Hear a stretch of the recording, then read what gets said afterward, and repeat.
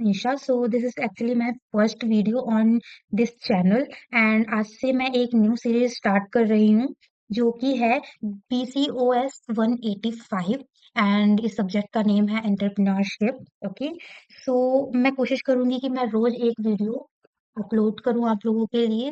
Okay, सो चलिए start करते हैं। सो सबसे पहले हम पढ़ेंगे इसमें से unit 1। Okay, this is unit 1 and इसका नेम है and introduction to entrepreneurship. Okay, so ये सारे टॉपिक हैं। सो हम स्टार्ट करते हैं इंट्रोडक्शन से। ओके, सो सबसे पहले समझते हैं कि एंटरप्रेन्योरशिप होता क्या है। ओके, सो एंटरप्रेन्योरशिप का मतलब होता है नए आइडियाज लाना, नया बिजनेस शुरू करना, प्रॉब्लम को अपॉर्चुनिटी में बदलना, रिस्क लेना और उससे प्रॉफिट कमाने की कोशिश करना। ओके, सो पहले के टाइम पे क्या होता था कि सिर्फ ट्रेड होता था। ओके, सिर्फ ट्रेड होता था जिसमें सिल्क रूट के ट्रेड होते थे एंड सामान सिर्फ बेचना एंड खरीदना होता था। बट न्यू मॉडर्न एंटरप्रेन्योरशिप में क्या है कि हम टेक्नोलॉजीज का यूज हो रहा है। ओके, इनोवेशंस हो रहे हैं, न्यू बिजनेस मॉडल्स आ रहे हैं।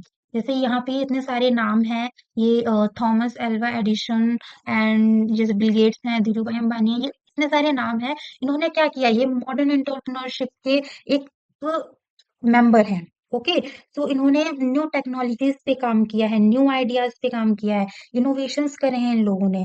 सो ये इसका पार्ट हो गया। ओके, उसके बाद है प्रॉफिट कमाना ही सिर्फ इन बिजनेस नहीं होता है। ओके, बिजनेस में रिस्क लेते हैं। ओके, एंड कुछ इकोनॉमिस्ट कहते हैं कि एंटरप्रेन्योरशिप सिर्फ प्रॉफिट के लिए नहीं होता, स्ट्रेटेजी बनानी पड़ती, इनोवेशंस करने पड़ते हैं एंड वैल्यू क्रिएशन भी बहुत इंपॉर्टेंट होता है। ओके, एंड यहाँ पे है according to the Harvard H Stevenson, the godfather of entrepreneurial studies at Harvard Business School. Okay, so इनका क्या कहना है, इनका कहना ये है अपॉर्चुनिटीज को पहचानना, रिसोर्सेस को कंट्रोल करना, वैल्यू क्रिएशन करना, रिस्क लेकर बिजनेस चलाना। यानी इंटरप्रेन्योरशिप वो है जो मौका देखता है, रिस्क लेता है और कुछ नया बनाने की कोशिश करता है। ओके, सो इसमें हम क्या देखेंगे, इसमें हम ये देखेंगे कि एंटरप्रेन्योरशिप जो है एक्सप्लेन करना इतना डिफिकल्ट क्यों होता है। ये डिफिकल्ट इसलिए होता है क्योंकि हर सेंचुरी में अलग अलग इकोनॉमिस्ट आए हैं, उन्होंने अलग अलग अपने तरीके से उसको एक्सप्लेन करा है सिचुएशन के बेसिस पे एंड देखते हुए। ठीक है, सो सबसे पहले हम ये देखते हैं कि एंटरप्रेन्योरशिप ये वर्ड आया कहाँ से है। ये एक फ्रेंच लैंग्वेज से आया है। ओके, जिसका मीनिंग होता है टू अंडरटेक, यानी किसी काम की जिम्मेदारी लेना। ओके, तो इसका मतलब है एंटरप्रेन्योरशिप वो पर्सन है जो नया काम स्टार्ट करने का रिस्क लेता है। ओके, सो यहाँ पे फर्स्ट डेफिनेशन हमारी दी है रिचर्ड ने, वो अपने व्यू से क्या बोलते हैं। तो रिचर्ड का ये कहना है कि अकॉर्डिंग टू हिम एंटरप्रेन्योरशिप एक रिस्क टेकर होता है, वो फ्यूचर अनसर्टेन होता है फिर भी बिजनेस स्टार्ट करता है। ओके, वो resources like land, labour, capital को पर्पसफुली अलोकेट करता है ताकि प्रॉफिट मैक्सिमाइज हो। ओके, कैंटिलोन के लिए एंटरप्रेन्योरशिप का core role risk plus profit है। ओके, आफ्टर दैट यहाँ पे let in the 18th century, so हमारे जेबी से उनका क्या कहना है। ओके, सो जेबी से ने एंटरप्रेन्योरशिप को सिर्फ रिस्क टेकर नहीं माना है, एंटरप्रेन्योरशिप एक ऑर्गेनाइजर ऑफ बिजनेस होता है।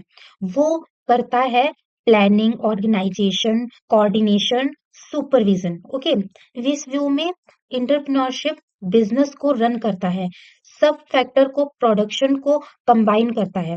यहाँ एंटरप्रेन्योरशिप होता है मैनेजर प्लस लीडर।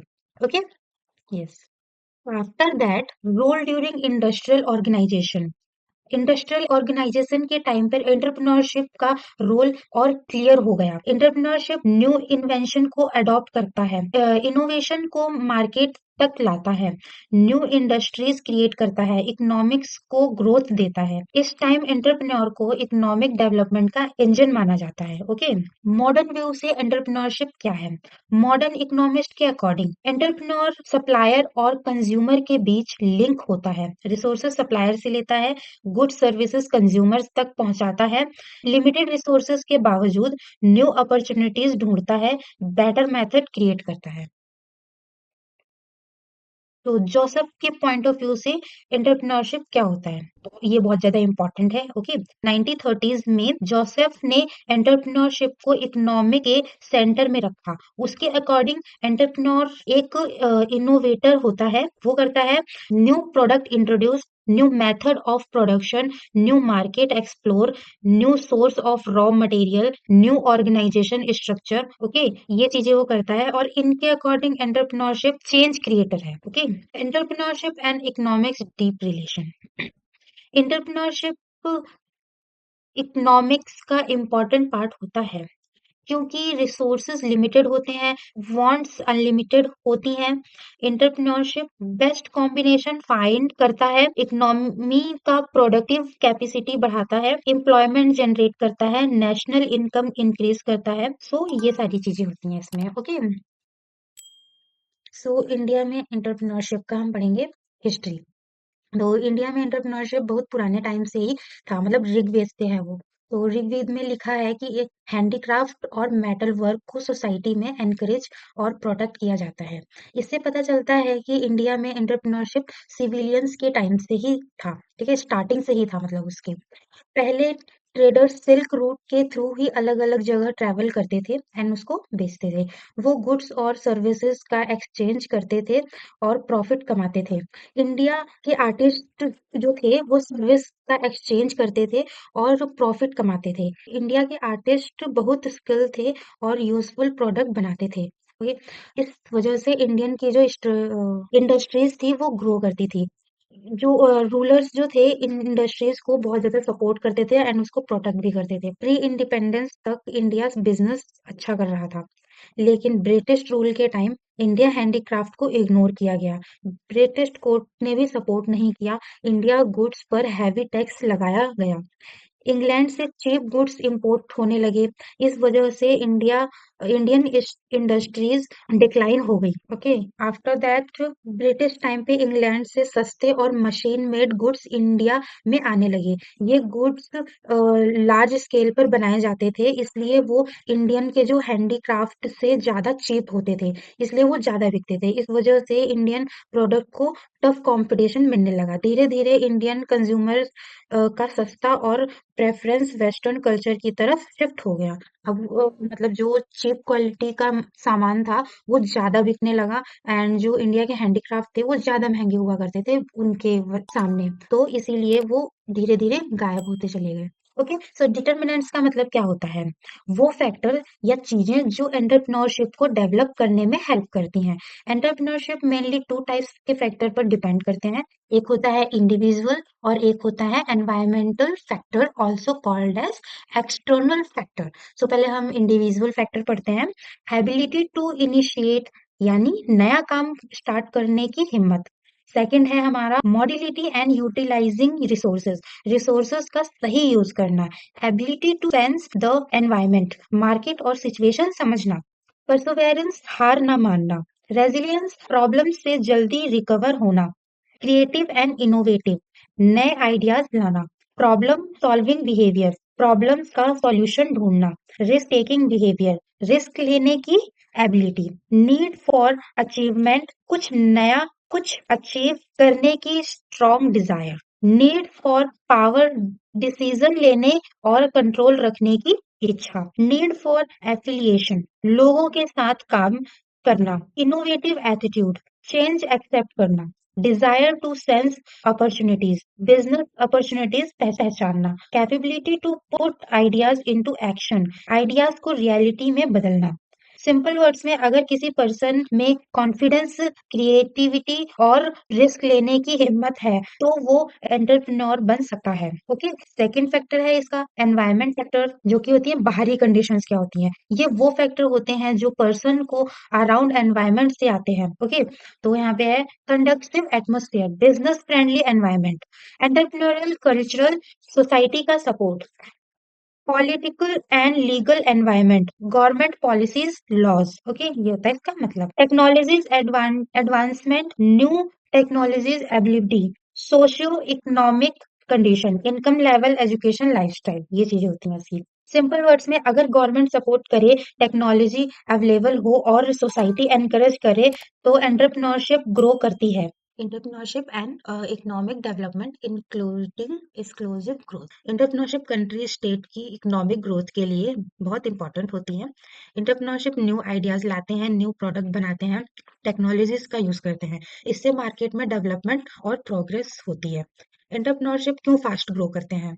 क्योंकि स्मॉल और फ्लेक्सिबल होते हैं, जल्दी बिजनेस मॉडल चेंज कर सकते हैं, इसलिए वो हाई रिस्क लेने से नहीं डरते।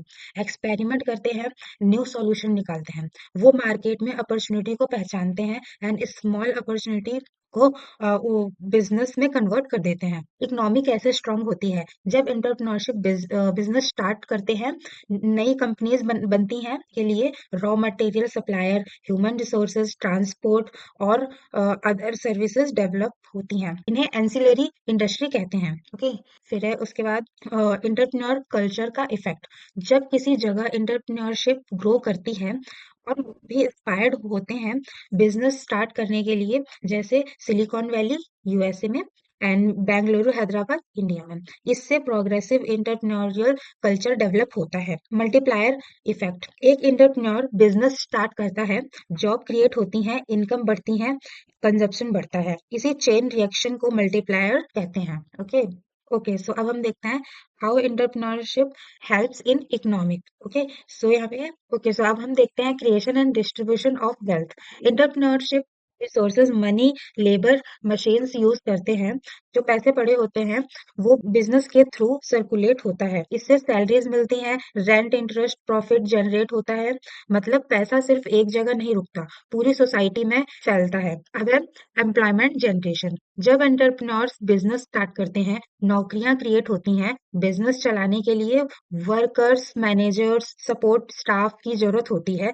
इससे अनएम्प्लॉयमेंट कम होता है। थर्ड है हमारा बैलेंस्ड रीजनल ग्रोथ। एंटरप्रेन्योर सिर्फ बिग सिटीज में ही नहीं, रिमोट और बैकवर्ड एरिया में भी बिजनेस स्टार्ट करते हैं। इससे roads, railways, electricity, water, schools, hospital जैसे फैसिलिटी डेवलप होती हैं। इसलिए एंटरप्रेन्योरशिप को ग्रोथ एक्सेलरेट कहा जाता है। फिर फोर्थ हमारा है contribution to GDP. Small businesses India के जीडीपी में बड़ा कंट्रीब्यूशन देते हैं। ज्यादा बिजनेस, ज्यादा प्रोडक्शन, ज्यादा नेशनल इनकम एंड ज्यादा per capita income. And fifth है हमारा increase in standard of living. Okay, so entrepreneurs new product and services लाते हैं, जैसे मोबाइल फोन्स, जो पहले लग्जरी था वो आज हर हाउस होल्ड में अवेलेबल है। इससे लोगों का स्टैंडर्ड ऑफ लिविंग इंप्रूव होता है। सिक्स है हमारा इंक्रीज इन इंटरनेशनल ट्रेड। जब डोमेस्टिक मार्केट सैचुरेट हो जाता है, एंटरप्रेन्योरशिप फॉरेन मार्केट में जाते हैं, एक्सपोर्ट बढ़ता है, कंट्री को फॉरेन इनकम मिलती है। ओके, सो ये था हमारा। एंड आगे देखते हैं हम लोग 1.6 मॉडल्स ऑफ एंटरप्रेन्योरशिप। ओके, इस टॉपिक में बताया गया है कि एंटरप्रेन्योर्स अलग अलग तरीके से काम करते हैं। मेनली यहाँ टू टाइप्स एक्सप्लेनेशन किया गया है। फर्स्ट है हमारा ambitious innovators, high risk big chance. ये एंटरप्रेन्योरशिप बहुत बड़े और नए आइडियाज पर काम करते हैं।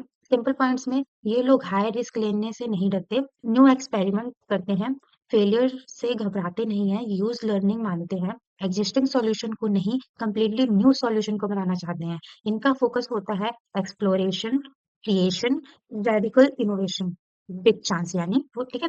And for example Google, Facebook, OYO, Coursera. कभी कभी ये अपना बिजनेस सेल भी कर देते हैं या फिर उसी बिजनेस को बड़े स्केल पर ले जाते हैं। इकोनॉमी में जॉब्स क्रिएट होती हैं, न्यू सेक्टर्स डेवलप होते हैं। तो सेकंड है हमारा एडेप्टिव इनोवेटर्स। एडेप्टिव इनोवेटर्स वो एंटरप्रेन्योर्स होते हैं जो ज्यादा रिस्क नहीं लेते, ऑलरेडी एग्जिस्टिंग आइडियाज, प्रोडक्ट को थोड़ा थोड़ा इम्प्रूव करते हैं। इंक्रीमेंटल इनोवेशन का मतलब छोटे छोटे इम्प्रूवमेंट करना। ये लोग बिल्कुल नया प्रोडक्ट नहीं बनाते, बल्कि जो प्रोडक्ट से सर्विस पहले से मार्केट में है उसे बेटर वर्जन बनाते। एडेप्टिव इनोवेटर्स का अप्रोच, लो रिस्क लेते हैं, बिग एक्सपेरिमेंट से बचते हैं, इनोवेटिव एंटरप्रेन्योर्स को इमिटेट करते हैं, प्रोडक्ट या सर्विस में स्मॉल वीक्स माइनर चेंजेस करते रहते हैं। इस टाइप के एंटरप्रेन्योर्स कहाँ ज्यादा मिलते हैं? जहाँ एंटरप्रेन्योरल इकोसिस्टम स्ट्रांग नहीं होता, इनोवेशन का एनवायरनमेंट कम सपोर्टिव होता है, इसलिए वो अपने खुद के बिग आइडियाज लाने के बजाय एग्जिस्टिंग आइडिया को इम्प्रूव करते हैं।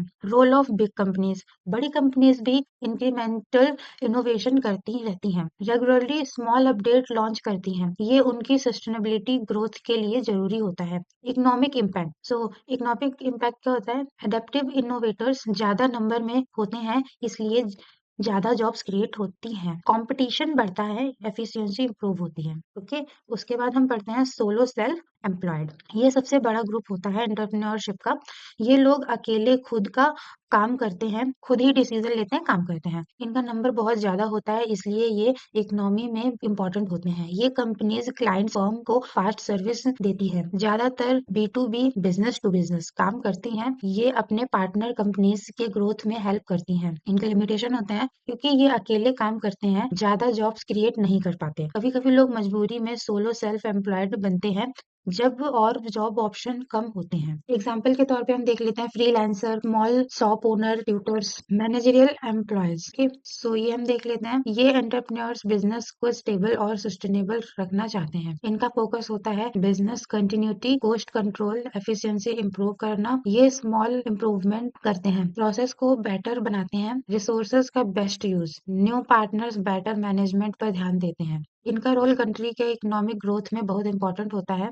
उसके बाद हम देखते हैं सोशल एंटरप्रेन्योर्स। ये एंटरप्रेन्योर्स प्रॉफिट से ज्यादा सोसाइटी के लिए काम करते हैं। इनका फोकस होता है सोसाइटी प्रॉब्लम सॉल्व करना, एनवायरमेंट प्रोटेक्शन, कम्युनिटी वेलफेयर। ये रिस्क लेते हैं, पॉजिटिव चेंज लाने की कोशिश करते हैं। For example NGOs, women empowerment, startup, education for poor, clean energy project. Okay, तो ये हमारा है सोशल एंटरप्रेन्योर्स। ओके, अब हम देखते हैं 1.7 थ्योरीज ऑफ एंटरप्रेन्योरशिप। ये तो चलो अब शुरू करते हैं थ्योरीज ऑफ एंटरप्रेन्योरशिप। एंटरप्रेन्योरशिप समझने के लिए अलग अलग थ्योरी बनाई गई हैं। Main theories of entrepreneurship. Psychological entrepreneurship theory, ये थ्योरी पर्सनालिटी ट्रेट्स पर फोकस करती है। इस थ्योरी के अकॉर्डिंग कुछ लोग नेचुरली एंटरप्रेन्योर बनने के ज्यादा चांस रखते हैं। क्यों? उनमें क्या होता है ऐसा? उनमें होता है अचीवमेंट की स्ट्रॉन्ग नीड, स्ट्रॉन्ग कंट्रोल, अपने हाथ में रखने की डिजायर, रिस्क लेने की हिम्मत। ऐसे लोग फेलियर से डरते नहीं हैं, एक्सपेरिमेंट करते हैं, अपॉर्चुनिटी जल्दी पहचानते हैं। सिंपल वर्ड्स में बोले तो एंटरप्रेन्योर बनना माइंडसेट और पर्सनालिटी से जुदा होता है। इकोनॉमिक एंटरप्रेन्योरशिप थ्योरी, ठीक है, ये थ्योरी कहती है कि इकोनॉमिक कंडीशन एंटरप्रेन्योरशिप को प्रमोट करती है, जैसे profit, opportunity, market demand, capital availability. Simple meaning, जब पैसे कमाने के चांस होते हैं, लोग एंटरप्रेन्योर बनते हैं। Opportunity based entrepreneurship theory. Okay, इस थ्योरी के अकॉर्डिंग एंटरप्रेन्योर वो होता है जो अपॉर्चुनिटी को देख लेता है और उसे बिजनेस में बदल देता है। सिंपल वर्ड्स में इसको समझाएं तो अपॉर्चुनिटी दिख गई एंड बिजनेस सडन स्टार्ट कर दिया। सोशियोलॉजिकल एंटरप्रेन्योरशिप थ्योरी, ये थ्योरी सोसाइटी और कल्चर पर फोकस करती है। Family background, education, social support entrepreneurship का इन्फ्लुएंस करते हैं। ये सारी चीजें एंटरप्रेन्योरशिप को इन्फ्लुएंस करते हैं। सिंपल वर्ड्स में बताए तो सोसाइटी सपोर्ट करे तो एंटरप्रेन्योर बनना इजी होता है। ओके, फिर है हमारा फिफ्थ एथ्रोलॉजिकल एंटरप्रेन्योरशिप थ्योरी। ये थ्योरी कल्चर वैल्यू और ट्रेडिशनल पर बेस्ड होती है। Local belief, customs, way of life business behaviour को अफेक्ट करता है। सिंपल मीनिंग में इसको समझाएं तो कल्चर डिसाइड करता है लोग कैसे बिजनेस करेंगे। सिक्स है रिसोर्सेज बेस्ड एंटरप्रेन्योरशिप। ये थ्योरी कहती है कि एंटरप्रेन्योर बनना पर्सनैलिटी और माइंडसेट पर डिपेंड करता है। रिसर्चर्स ने देखा है बिजनेस ओनर में इंटरनल लोकस ऑफ कंट्रोल थोड़ा ज्यादा होता है। जिनको ज्यादा अचीव करना होता है वो एंटरप्रेन्योरशिप को करियर के रूप में चूज करते हैं। ठीक है, ये वाले मैंने तुमको मतलब इनके बेसिक समझा दिए हैं। बाकी अगर तुमको ज्यादा डीप में पढ़ना हो तो एक बार तुम इसको रीड कर सकते हो। बाकी ऊपर से जो मैंने पढ़ा दिया है वही इंपॉर्टेंट होता है। ओके, वही सारे पॉइंट्स में बहुत ज्यादा डीप से एक्सप्लेन करे गए हैं। जैसे इसमें एग्जाम्पल्स वगैरह बहुत सारी चीजें दी गई हैं, तो ये फिर ज्यादा वीडियो बड़ा हो जाएगा, इसीलिए मैंने ऊपर ऊपर से तुमको समझा दिया। ओके।